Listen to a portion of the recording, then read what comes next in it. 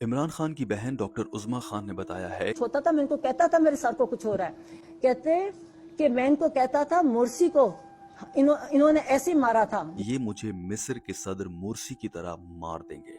ये बात क्यों की है? मिस्र के सदर मोरसी की मौत कैसे हुई थी? क्या उन्हें भी कैद तन्हाई में रखा गया था? आइए समझने की कोशिश करते हैं और जानते हैं कि सदर मोरसी की जेल में जिंदगी कैसी थी और उसमें इमरान खान से मुमासलत कितनी ज्यादा है भी या नहीं। 17 जून 2019 को मिस्र के साबिक सदर मोहम्मद मोरसी काहिरा की एक अदालत में मौजूद थे। वो 2012 में मिस्र के सदर मुंतखब हुए थे, लेकिन तकरीबन एक साल बाद 2013 में फौज ने उन्हें इख्तदार से हटा दिया और उसके बाद उन्हें गिरफ्तार कर लिया गया।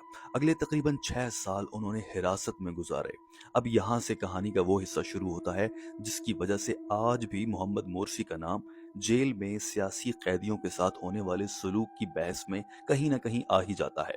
अक़वाम मुत्तहिदा के खुसूसी माहिरीन को फराहम की गई एक तफसीली दस्तावेज के मुताबिक मिस्र की टोरा जेल कॉम्प्लेक्स में मोरसी को तकरीबन 5 साल तक रोजाना 23 घंटे तन्हाई में कैद रखा जाता। यानी दिन का सिर्फ 1 घंटा उन्हें अपनी कोठरी से बाहर निकलने की इजाजत थी, जिसमें वो वर्जिश करते थे, मगर मुलाकात तब भी किसी से नहीं कर सकते। इसी दस्तावेज में कहा गया है कि उन्हें किताबों, अखबारात, रेडियो और लिखने के सामान तक मुनासिब रसाई नहीं थी। रिपोर्ट के मुताबिक उनके सोने के लिए भी बाकायदा बिस्तर के बजाय कंक्रीट के फर्श पर 1 या 2 कंबल इस्तेमाल करना पड़ते थे। खानदान से मुलाकातें भी इंतहाई महदूद थी। ह्यूमन राइट्स वॉच के मुताबिक कई बरसों के दौरान खानदान से मुलाकात का मौका इंतहाई कम दिया गया और वकला और खानदान तक रसाई के हवाले से भी शदीद पाबंदियां आयद थी।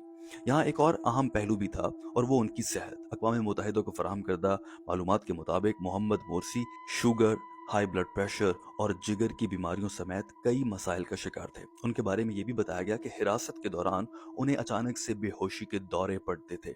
इसके अलावा उनकी बाईं आंख की बिनाई मुतासिर हुई और उनके खानदान ने अद्वियात और तिब्बी देखभाल के हवाले से बार बार दरखास्तें की। अक़वाम मुत्तहिदा के दस्तावेज में ये इल्ज़ाम भी है कि खानदान की तरफ से फराहम की जाने वाली ज़रूरी तिब्बी चीज़ों तक उन्हें मुनासिब रसाई नहीं दी गई थी। लेकिन यहाँ पर यह बात समझना भी ज़रूरी है कि ये सब कुछ वो मालूमात, गवाहियाँ और शवाहिद और शिकायतें हैं जो अक़वाम मुत्तहिदा को की गई हैं।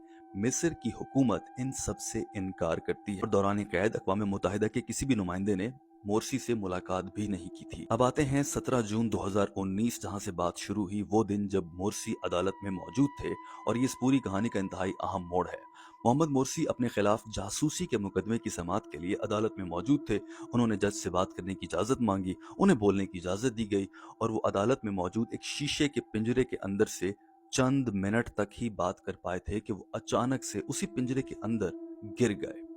अदालत में मौजूद लोगों ने शोर मचाया, उन्हें फौरी तौर पर अस्पताल ले जाया गया, लेकिन मिस्री हुकाम के मुताबिक मिस्र के वक्त के मुताबिक 4:50 पर मोरसी इंतकाल कर चुके थे।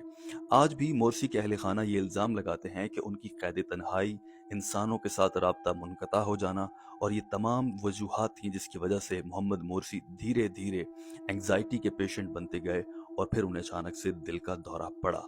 लेकिन मिस्र की हुकूमत आज भी इन चीज़ों को बतौर हक़ाइक़ तस्लीम नहीं करती। एक सहाफ़ती एहतियात के तहत मैं यहाँ पर यह ज़रूर शामिल करना चाहूँगा कि इमरान खान और मोरसी की सेहत, हालात और हुकूमत की तवज्जो में कुछ हद तक फ़र्क ज़रूर नज़र आता है, लेकिन कुछ चीज़ें ऐसी भी नज़र आती हैं जो बज़ाहिर ममासलत रखती हैं। लेकिन इमरान खान और मोहम्मद मोरसी को बिल्कुल एक नज़र से देखना शायद ज़्यादती होगी। आप क्या समझते हैं?